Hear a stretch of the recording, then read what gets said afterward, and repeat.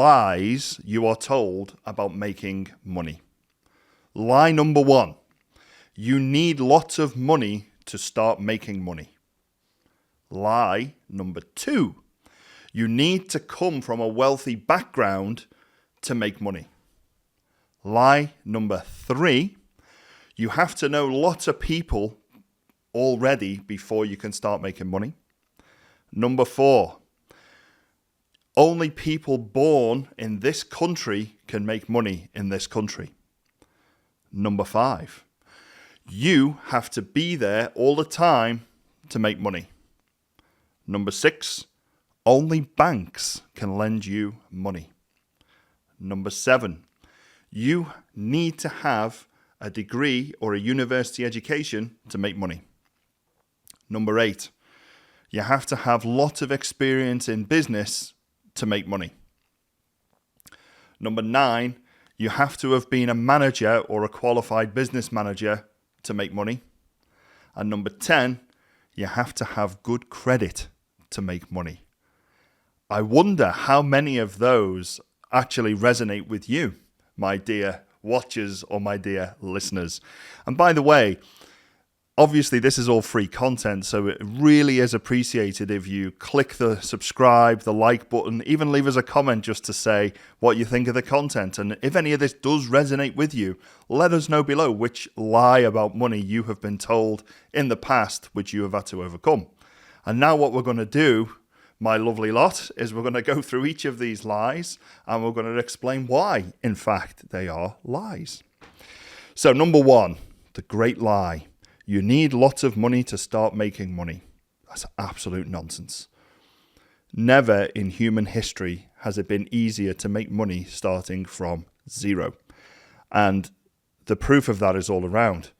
How many social media influencers started with nothing more than a camera phone? And how many people have started to help other people in service-based businesses with 20 quid to start off with? Now, when we talk about making money, people might have different ideas of what that really means. How much would change your life? So some people say, oh, well, £1 million would change my life. Okay, great. Go for £1 million then. But actually, what we need to start doing is writing down exactly what it is that we need every month. And then we need to say, what is it we would like to do every month and how much would that cost? That will then give us a target figure of how much money we need to make a huge difference in our lives. So it might not be that you need £1 million a year. It may be that you need £5,000 a month. That sounds great. For many people, £5,000 is, at the moment where they're looking, unachievable. But actually, £5,000 is easily achievable with a little bit of different thinking. So how much do you need to achieve £5,000 a month? Well, if any of you are subscribing to the channel and you're looking at easy ways to make money very quickly, you need less than £100. And what I mean by that is physically £100 in your hand, you can go on and make a business that generates £5,000 a month revenue.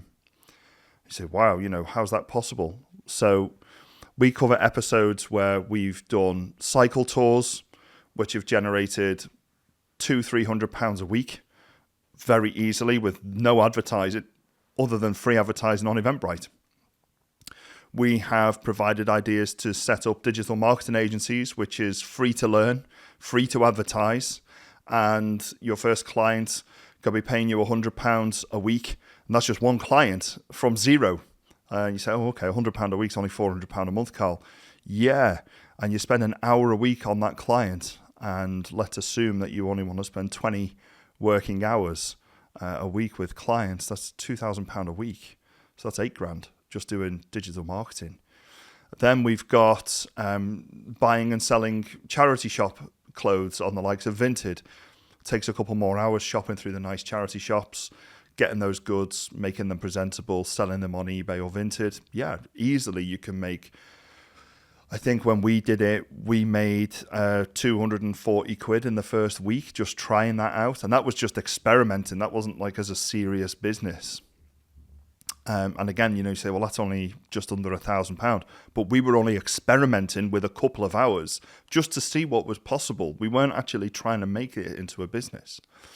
So the point here is we started loads of these little experiments with under £100. So to say to me, oh, you need a lot of money to start a business is absolutely untrue. Now we come to lie number 2. You need to come from a wealthy background in order to make money. Nothing could be further from the truth. I understand that having money does help in a lot of different ways, but when you don't have money and when you are coming from a relatively humble background, you develop, let's say, a hunger or a thirst for wanting to achieve more. Some people, not everybody. A lot of people who start with very little stay with very little because they don't have the benefit of the desire inside of them to want to change. People say that they want to change, they say the words, but if it comes to doing it, like, okay, get up at 7 o'clock in the morning, I will bring you with me and we will go out to work for the day. And then they don't answer the phone and you're knockered outside at 7 o'clock in the morning and they decided to go out the night before on a bender and they were putting stuff up their nose and getting drunk and they missed that opportunity. So not everybody wants to spend their time learning an opportunity, and that's fine. But those that do, those that are hungry for change, those are the ladies and gents. And there's no difference, by the way, ladies or gents can do this. Business doesn't discriminate, okay? You can make money male, female. If you identify as something else altogether, that's entirely fine. You can make money. Business doesn't care. All business cares about is, can you provide a product or a service that other people were willing to pay for? That's it. That's the crux of business. So you don't have to come from a wealthy background. You can come from a poor background and still make it in business. Business is the great leveler. It's not education. People say education is the great leveler. It's not. It's business. Because money talks. Everything else walks.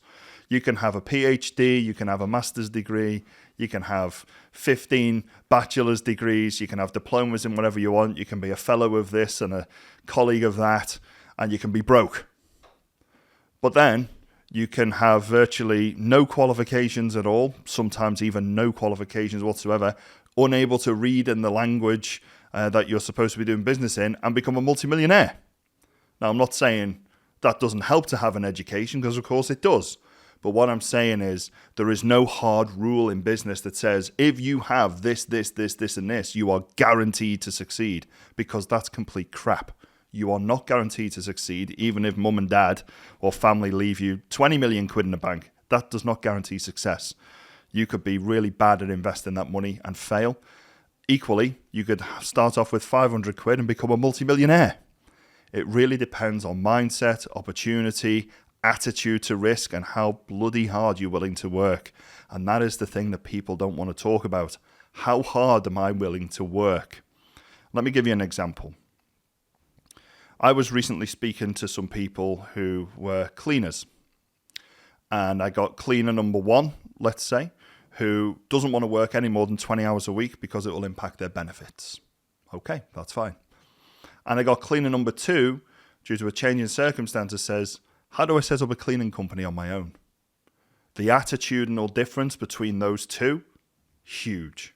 One says, I need to stay on benefits. The other says, how do I set up my own cleaning company? Both doing the same job, both similar backgrounds, both doing the same work with the same level of experience, both totally different mindset.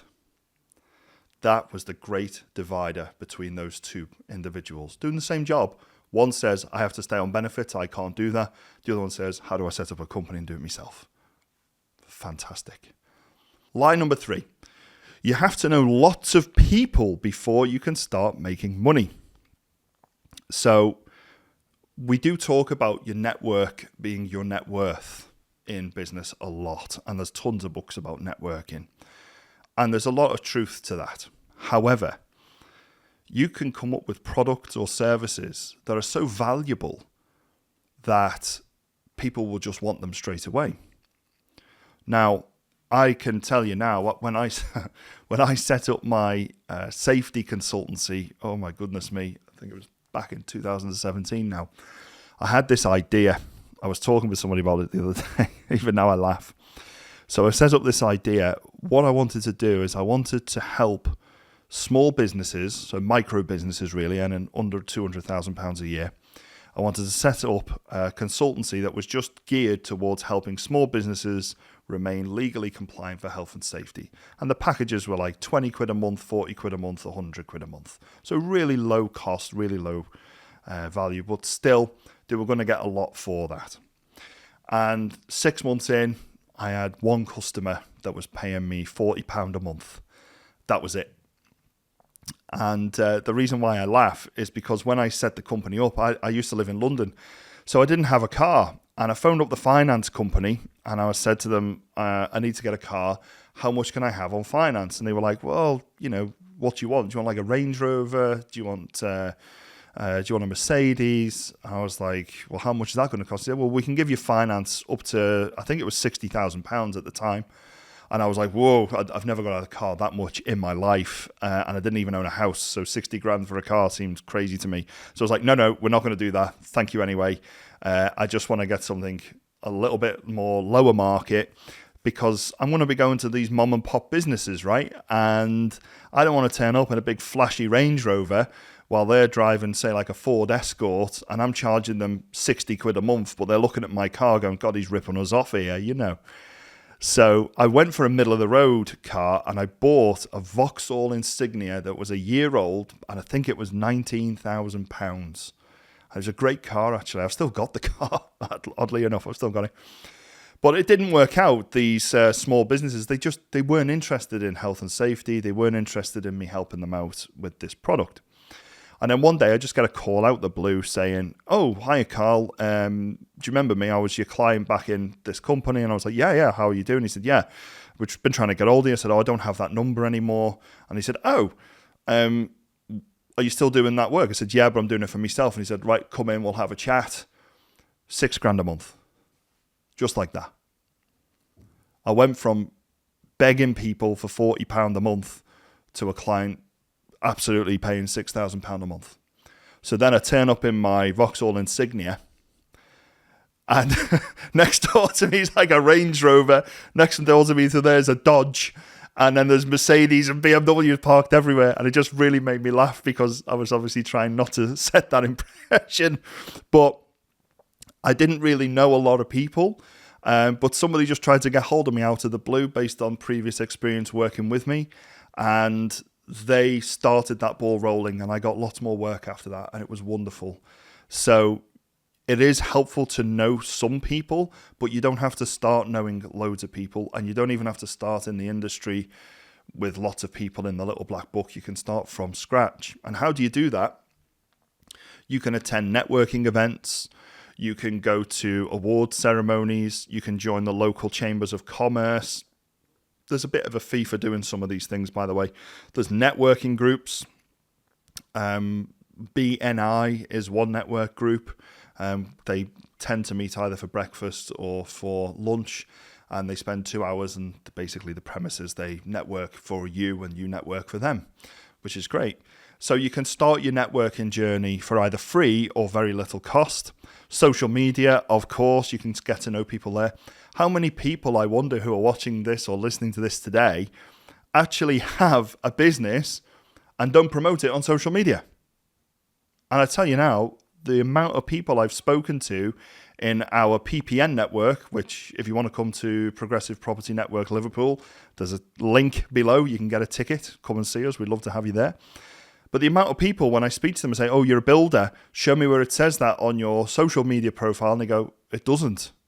Oh, my goodness me. How many people are looking at your profile? How many people know you're a builder and know you want to get more work? None. Oh, do you think you could change that very, very quickly? Yeah, great. So the point here is you don't need to have lots of people in your network before you start making money. There's people in your network you don't even know exist until you start telling them. The key is tell people what you do all the time. So straight away when they see you in the room, they go, oh, God, he's going to talk to me about podcasting. Or, oh, God, he's going to talk to me about property investing. Oh, God, he's going to talk to me about business management. You know, get to be the guy or the girl or the person who is known for that particular product or service, and people will go, hey, do you know anyone who does X? And they go, oh yeah, speak to him, speak to them, speak to her. They will tell you straight away. This happens in my little network of property people. They say to me, oh, Carl, I've sent somebody to you because they need to talk to you about CDM. How did you remember I did CDM? Because I remember you did that talk on CDM. It was brilliant. Oh, okay. So you've got to put yourself out there. You've got to tell people what you do. Business does not care about your nerves. Doesn't care. If you're nervous and you don't want to talk to people, business may be a challenge for you. It's not impossible, but it may be a challenge. I got a lady who I've known for pretty much most of her adult life, and she suffers with anxiety. Medically, clinically, she's diagnosed with being an anxious person. And one of the things that she has elected to do is she set up a legal typing business from home. So lawyers do the little dictaphone thing. Yes, Mrs. Smith, thank you for such and such. Please make sure that you sign this letter, blah, blah, blah. They do the dictaphone thing. They send it to her, either electronically or by post. And then she types it up, types up the transcription, and then she posts it to the client and sends them a bill at the end of the month, the lawyers. How brilliant is that? And that's a lady with anxiety who doesn't want to go out the house. She's agoraphobic. So business can still be kind to people, even if they have some aversion to getting out to speak to people. However, I will say this, I think she would be phenomenally more successful if she got out there and started talking to people and then was able to recruit other people to do the same work as she does. However, that's not her model and it suits her lifestyle. So that's perfect for her. So another point here is you don't have to be in perfect physical or mental health to start a business. Obviously, it is helpful, but you don't have to. And these things are not necessarily blockers to you being successful, but your mindset is a blocker. I have anxiety. I can't set up a business. See this lady. I have depression. Okay. I'm sorry to hear that you've got depression, but that doesn't stop you from being able to work. There are opportunities for people with depression. I'm in a wheelchair. Okay. How does that prevent you from having great business opportunities? I was at a conference the other month, and there was a lady who had lost her legs in the London bombing. Awful experience. And she became a Paralympian. And now she does guest speaking. And she's turned that adversity, she's turned those blockers, those horrible incidents that have happened to her, she's turned them into opportunities. I'm not saying that everybody is capable of doing that, but what capabilities do you have? That's the question you need to start asking yourself if you want to get into business. What can I offer that people are willing to pay for? And maybe these are just some of the ideas that you could think about. Next lie. Lie number 4. Only people born here can make money. What a load of crap. So, you know, when you see the news, at the moment, 2024, 2023, and highly likely 2025, I'm looking into my future crystal ball here. So I know this is evergreen content, but this is done in 2024. But let's predict in 2025. People in the UK are still going to be complaining about immigrants. Okay? Now, this is really interesting for me because we employ overseas workers. And these people are some of the hardest working people I've ever seen. They continually harangue my management team for more hours. They want to work more hours, all the time. And they work very hard. And they work very often to the point where we're saying, look, you've got to have time off. And they're like, no, I'm fine. I can work extra. No, you need to take a break. Now, imagine coming to a country like the UK where there's opportunity everywhere and having a mindset of, I'm going to work as long as it takes, as much as it takes to get money because I've got these opportunities I want to take advantage of. I want to set up my own business. I want to buy a house. I want to provide for my family. Imagine coming in and that being your sort of singular focus. What do you think happens when people come to this country? That's what happens to them. They come here, they see opportunities that may not be available in the countries they've come from, and they go, wow, corruption's quite low here. Maybe we can make a go of this business. And I've seen it in my younger days. In the early 2000s, we had a huge influx of Polish immigrants coming to the UK to work because I think at the time it was like 15 zloty to the pound, which is huge. So we had all of these, mainly men, but some women, coming over and working in our factories. And they were earning £250, £300 a week, which was really good money back then.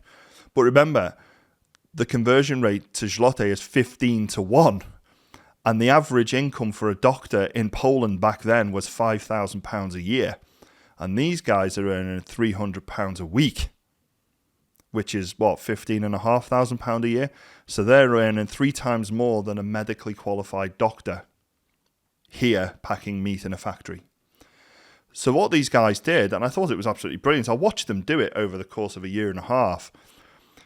You get 8 or 9 of them all just rent one house. And I'm not saying that's legal, by the way, but that is what they did. I'm simply telling you the facts. They rent 8 or 9 of them, sleeping in a house. They all contribute to the pot, so much per week for all of the rent and the food and the bills. And then they would just work. And then what they end up doing is pooling their money together, buying businesses. So we end up seeing these Polish mini-marts being set up all around where I live. And they got these little businesses going. They're buying properties because they're EU citizens, remember, so they can buy properties and everything, no problem here. And they end up buying properties, they end up buying businesses, and they're driving nice cars. And everyone's looking at them going, well, why can't I do that? Well, the reason why you can't do that is because you want your own 3-bedroom house. And your sister or your brother wants their own 3-bedroom house, and you're both paying £600 a month rent each. Whereas if you chose to live together, you'd pay £600 a month instead of £1,200 a month plus bills. But you don't want to do that because it's not convenient. You don't want to do that for other reasons. That's absolutely fine. But when immigrants come to this country, they see this opportunity. I got an HMO, and some of the workforce that we have, they say to me, oh, can we come and look at renting a room out with you? And I'm like, absolutely, yes. And we show them these rooms, and they're really big, huge double rooms. You could easily fit 3 double beds in each one of these rooms. There's so much space. I'm like, oh, can my family move into this room? And we're like, no, you can't. You can't have your family live here. It's only for one person. Like, oh, okay. How much is it? And I'm like, it's £500 a month. And they're like, oh, that's well expensive. I was like, £500 a month, including all bills. And they're like, no, that's far too expensive. I'm like, wow, what's going on here?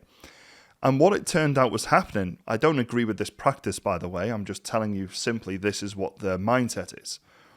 What a lot of these girls and boys were doing is they were finding a place where they would sleep on a floor, and they would pay 250 quid a month to sleep on someone's floor. I'm not saying I agree with that.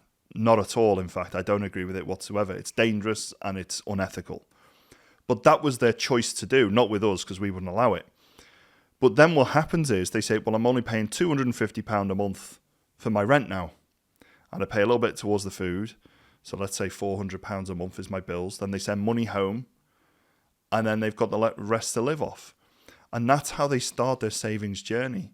Really, a lot of pain points in that process for them. But it actually helps them in the longer term because they're willing to take the short-term pain. And I wonder how many people are willing to take that short-term pain. Moving on then to lie number 5. You've got to be there, or you've got to be present to make money. It's absolutely untrue. What I mean by this is very often you will be working in the business and not on the business. What that means is you have to be there. I had this brother-in-law, lovely man, really nice guy and very business savvy. And he bought a couple of properties and he bought a couple of businesses.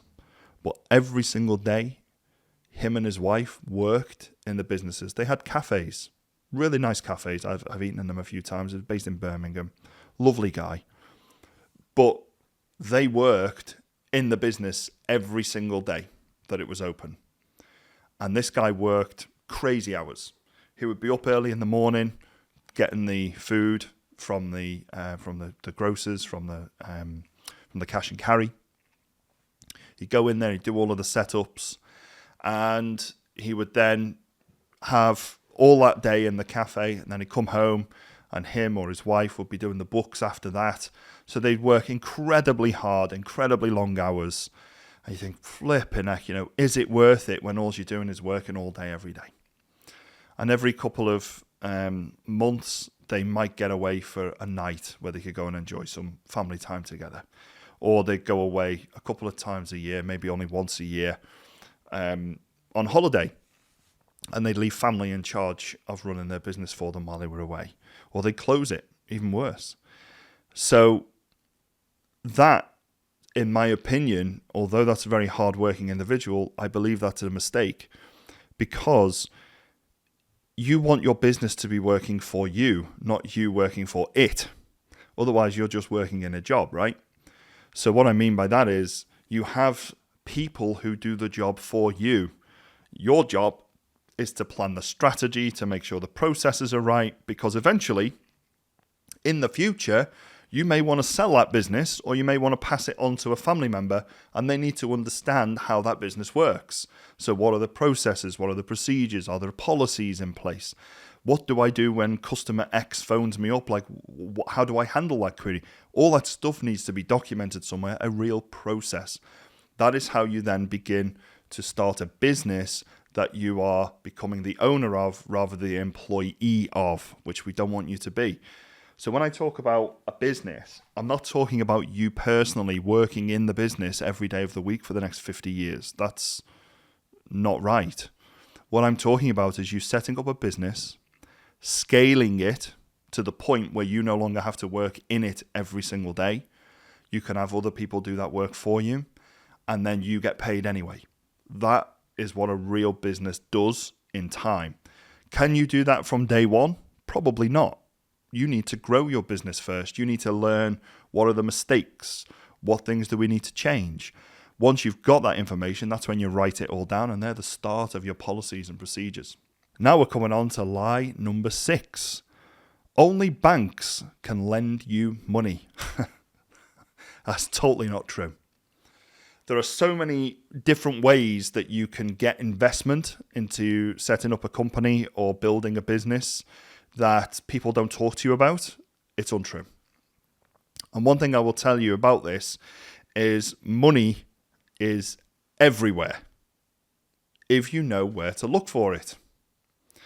So I had a meeting with some lovely people, Anne and Dan. So shout out to Anne and Dan.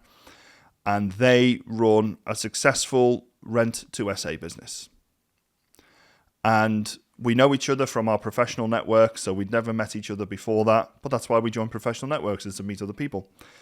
And we get talking, and there's some opportunity for us to do some potential joint ventures together, some partnerships together.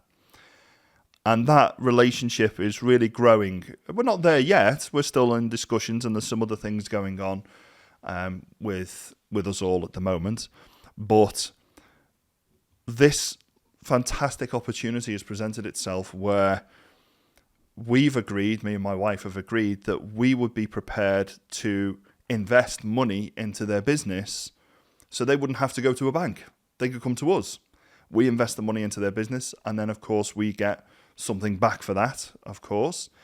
But they didn't need to go to a bank. We just had this lovely conversation with them, which was over a coffee. We just had a lovely chat. There was no sort of, show me your credit report. Let me see what assets you've got for security.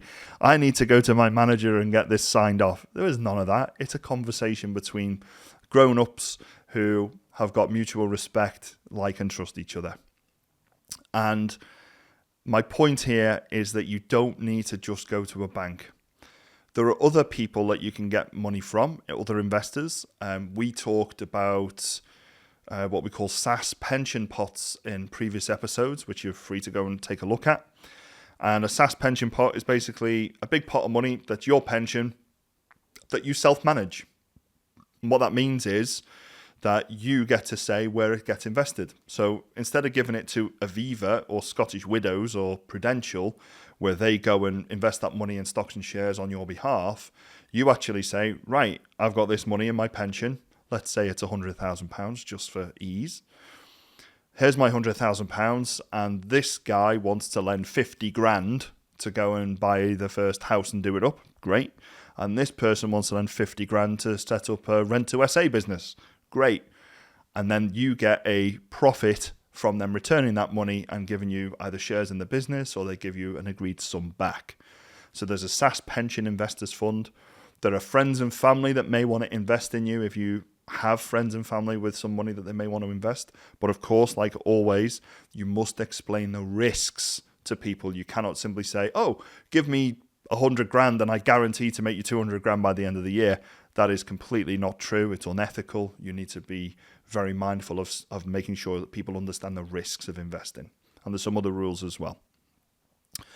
So you've got banks, yes. You've got investors in your professional networks, yes. People have reached out to me via online platforms like LinkedIn and said, can you help us to do this type of project and we'll pay you for it. So yeah, absolutely. These are different ways that we can generate an income as well. That's happened to me where people have asked me for some professional opinions regarding buying properties in the Merseyside area, where I've said, yeah, I wouldn't necessarily put my own money in that project area, but if you want to, that's up to you. And I've explained the reasons why, given some reports, and they pay me anyway. That's great for me because it de-risks them. I get paid to de-risk them. That's perfect for me. You can get money from people on LinkedIn and from other social media platforms. And you can also get money from personal loans. I don't really recommend personal loans a lot because they can be relatively high interest. Certainly not as high as credit cards, but I have done this I've done this in the past. Oh my goodness, my naivety. The first property that I bought with a business partner, we actually got a bridging finance. And I did not understand, if I was honest, the term rolled up interest because I'd never done a bridge before. I'd never owned a property before. It was my first ever property. And what happened was it was an auction purchase, so it had to be completed within 28 days. We were almost at the completion date. And then what happened was the money had been transferred from the bridging finance company, and our solicitor said, right, okay, so we just need the £7,000. And I was like, £7,000? What do you mean? It's all accounted for. And he said, no, the rolled up interest on the loan is 6,900 and something. And he said, so you need to pay me the £7,000 today. And I was like, what? And, I drained in colour. I think something happened in my pants that wasn't very pleasant. And I was like, oh, shit, I don't have this £7,000. So what I had to do that night, I had to go with 7 credit cards. Don't try this at home, kids. It's not a good idea. 7 credit cards, £500 out of each from the cash machine. And then I waited till, I think it was 1 o'clock in the morning, took another £500 out of that each, because the maximum, by the way, that you can draw from your credit cards is £500 a day. But this was a new day, so another £500. So I made transactions. I made 14 transactions, withdrew £7,000, and I had to pay the solicitor in cash the next day. He had a fit when I tried to pay him in cash. He said, I can't accept that. So I had to go to the bank and put £5,000 in the bank and then pay him by bank transfer, all on the last day. It was an absolute nightmare. But although that's technically a bank, it wasn't really a bank. But we got that property over the line, and it took me like 10 months to pay off all that money that I'd borrowed, because we had to get the refinance on the property. But then as soon as we got the refinance, paid off all the credit cards. They got God knows how much off me in interest, but never mind. We've now got a house which I think cost £4,000 in total once we figured out all the fees. So bought a house for £4,000. Can't really argue with that.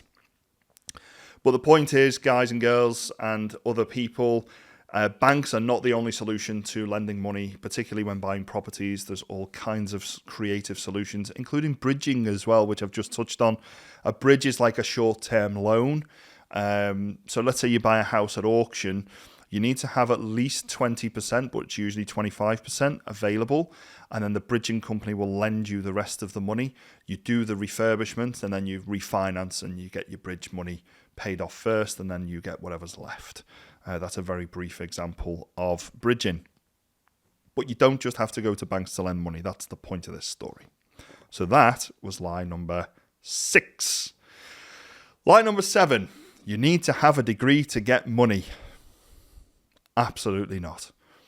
You do not have to have a university degree or a college diploma to make money.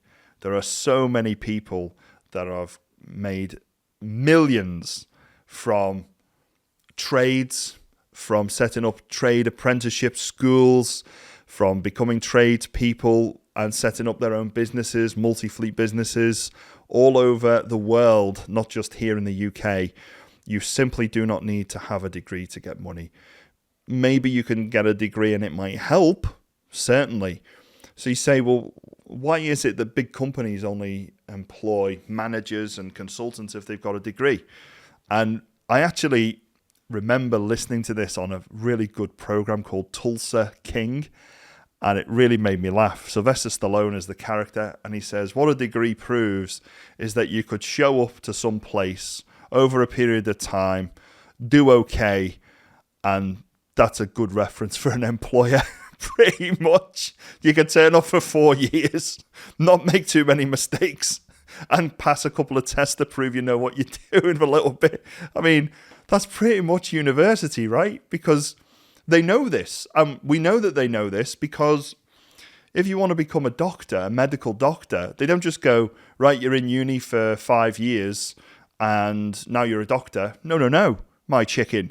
You've got to do residency with hospitals or with other types of medicine centres.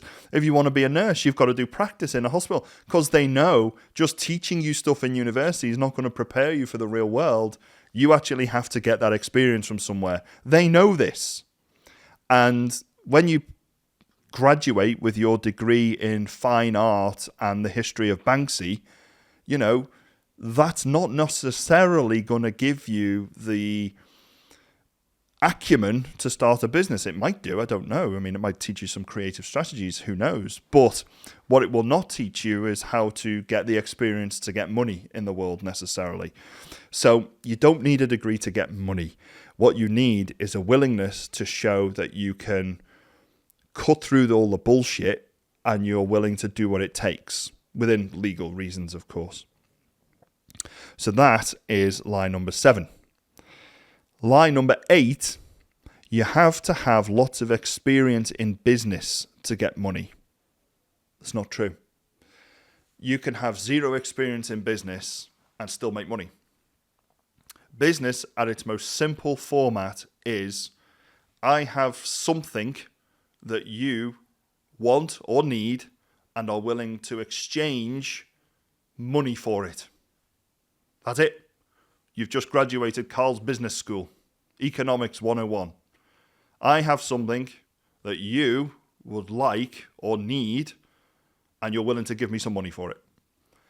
Your job in business is to make sure that whatever they give you is more than what you paid for it. So if I buy a Lazy Wealth Creation cup, which might be on sale in our shop, let me just take a slurp. It always tastes better from a Lazy Wealth Creation cup.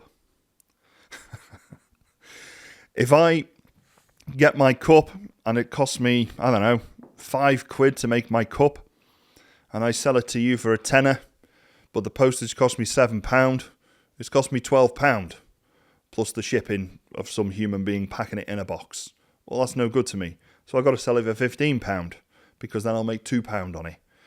So we have to just know how much stuff costs in total, not just the physical cup, but the effort it's taken to pack it, put it in a box, the actual box, the wrapper, the postage, send it, and then that gives us the actual unit price from me to you. A lot of people don't do that. And I remember I was working with a lady once who made beads and jewelry. Some of it was plastic, some of it was like Swarovski crystal type of stuff. And what she was doing is she was going to these boot fairs and she was selling her bracelets for like £3, £5, £2. And people were haggling her down. I mean, £3 for a bracelet, haggling them down. Okay, that's fine. And I said to her, well, how much did the bracelet cost? I said, I don't know. Okay, you don't know. So we went through in detail how much each of the beads cost per bead. And she was buying them in bulk, like 1,000 beads for £3. So it was like, okay, 1,000 beads divided by 3. Right, okay, so it works out like 0.000 pennies per thing. And then how long did it take you to make the beads? And she was like, an hour. I said, right, okay. So what's minimum wage? And let's assume minimum wage was £7.50 at the time. So £7.50 an hour. Then you've got to get to the destination. Then you've got to pay the hall fees to rent your table. Then you've got to sit there for 3 hours. And then you've got to come back. And then you start the whole process again. So we worked out that actually she should have been selling her jewellery per item for anywhere between sort of £20 and £40. And she was like, no one's going to pay that much for my jewellery. I'm like, okay, well, let's see. So the next time she went to a craft fair, not a bric-a-brac sort of thing, but an actual craft fair. And she was selling her jewellery for £30, £40. So previously she was getting £3 and haggled down, and now she's selling it for 30, 40 quid because she was in the right place. But the other thing that she didn't have previously was she didn't know how much it actually cost to make the jewellery in the first place. So you don't need to have a degree, but you do need to have a little bit of smarts. And what I mean by that is, if you calculate that to ship this cup to you somewhere in the Scilly Isles is going to cost 11 quid, well, you can't sell it for less than 11 quid unless you don't want to make any profit. So you've got to sell it for 11 quid plus your profit. And then remember, you've got to pay taxes at the end of this as well. So, and you've got to pay accountants and you've got to pay bank fees. So you're looking at about 17 quid overall. So you might say to yourself, well, it's probably not worth me selling the Lazy Wealth Creation cup unless it's going to be for 17 quid. And then people will go, flipping heck, Carl, I'm not going to buy your cup for 17 quid, but maybe we'll sell it for a bit cheaper, so don't worry. So that's the great lie. You don't need to have lots of experience in business to get money. Yes, it helps, but actually you can do a lot of this stuff for relatively low cost. There's free training on Udemy. There's free training on Allison.com. Doesn't go into as much detail as what I'm doing. You can even subscribe to our channel. If you do subscribe and you are a paid subscriber, you get access to how to figure all this stuff out within that subscription. So if you want to do that, click on the link below and we will be happy to go through with you exactly how to cost stuff up, including merch like this. So that's the great lie. Number 8, you don't have to have lots of experience in business to get money. Now we come to lie number 9. You need to be qualified in business management to make money. Always my favorite one, this. Because if you go to big businesses, you've always got these business managers and business consultants and the manager of this and the manager of that. These are titles. And I remember once I applied. There was a jobs fair in London and I was working at the time. I really liked my job, but I like going around and having a look, see what's available. And I was doing this jobs fair and Amazon were recruiting for health and safety managers in their distribution centres.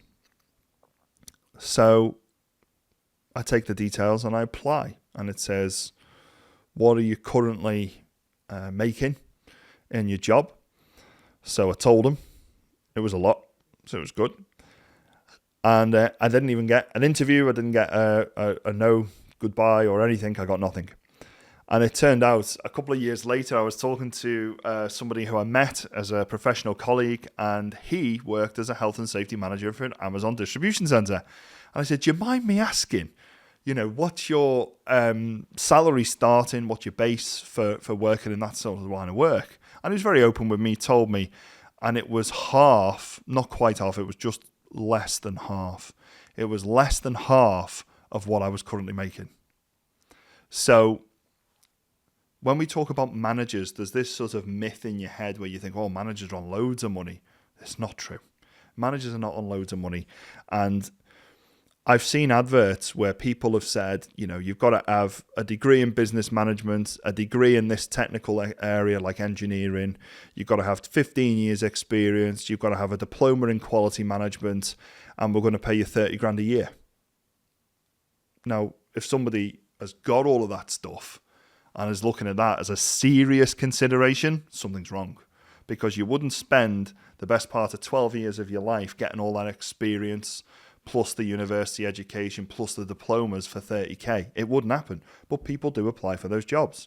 So if you want to run a business, I can honestly tell you now, business management degree or business management experience is not necessary for you to do that. You've got to have some good sense. You've got to say, how much is this product or service worth versus what I paid for it, and how much are they going to pay me for? And can I make that work? And if that happens, you're on good ground. So I hope that one's okay. The next one. Oh, my favorite one, this. You need to have good credit to make money. Now, I got to level with you. Having good credit is really important, but it is not essential. Okay? Having access to good credit means you can get banks to loan you money at a lower rate than other people. Some other people might lend you money if you've got good credit as well. However, it's not a guarantee that you're going to get access to finance. It's not a guarantee that you're good with business money. It's just a guarantee that you've paid your own bills on time. So your credit report does matter, but it doesn't have to be essential to be able to access finance, because like I've said before, there's lots of other creative ways to get finance. You could even have what we call vendor finance. And a vendor finance means somebody has something that you want to buy, but you don't have the money to buy it. So you go, oh, crikey, well, that's not going to work then, is it? So let's say I'm selling a car, and I'm selling the car for, 10 grand. And you come to me and say, oh, I really like the car, I want to buy the car, but I don't have 10 grand right now. How about I pay you 500 quid a month until the car is repaid up to 10 grand? Now, I probably wouldn't do that deal, because he could write that car off tomorrow by hitting a wall, and then he wouldn't want to pay me 500 quid a month for the next 20 months to pay that car back, because he hasn't got a car anymore. So that would probably not be ideal. However, things that are ideal, property. Vendors will often sell property. They'll only have one idea of how to sell that through an estate agent. But actually, what a lot of vendors do when they have property that's in a bit of a bad condition, you can come up with creative financing solutions for them. So let's say somebody's got a property that's a 4-bedroom detached house. It's really run down. It's in really bad condition. The roof's on the verge of collapse. The bathrooms are all ripped out. It stinks a wee. The windows are smashed. It's in really, really bad nick. And then you can come around to the vendor and say, look, okay, why don't we do this? You gift me the property for this price, or we'll do a delayed completion on the property for this price. I'll buy the property off you for, at the moment it's on the market for 100 grand. Let's say I buy it off you for £150,000 in a year. So the vendor's going to make 50% more than what they originally put it on the market for, right? You go in, you invest the money that it takes to refurbish that property. Let's say you spend 50k or 100k even doing that property up. So now you've got 100 grand property. You spent 100 grand on it, so that's 200,000. You owe the vendor £50,000 on top of that, and plus there'll be fees. So let's say 275 in total. But then you sell that property, or you refinance that property, and you get 300 grand out of it. You pay off the vendor, you pay off the legals, you've got the house sold now or flipped, or you've kept it and refinanced it, and you've walked away with 25 grand in your pocket. Now, those deals happen a lot more regularly than what you think, because people don't talk about that in the news. They don't talk about that when we look at property dipping and property recessions. We don't look at it then. But they are happening all the time now because lots of properties in this country are dilapidated. They're in disrepair because for whatever reason, the people who own them have let them go. Sometimes what happens is somebody's left a property by their parents or by an uncle and they don't know what to do with it. So they just leave it to go off and mouldy and into disrepair. And then unfortunately, it devalues that property. It's not in the market because nobody can live in it. It's uninhabitable. But you can turn that around and that can then work to your advantage. But you don't necessarily need good credit to do that because you're just doing a deal with the vendor. And then once it's sold or refinanced, you can then get that capital back to the vendor. You make a small profit. And now you've got a little bit of a CV where you can show other potential vendors that this is what I've done before. So you don't need to have good credit to make money. You just need a little bit of creativity. You need a little bit of resilience, and you need to start looking opportunities-wise for deals that are in the market. And that was just property. You can do the exact same thing with businesses, which I've already spoken about in our previous iterations of these episodes.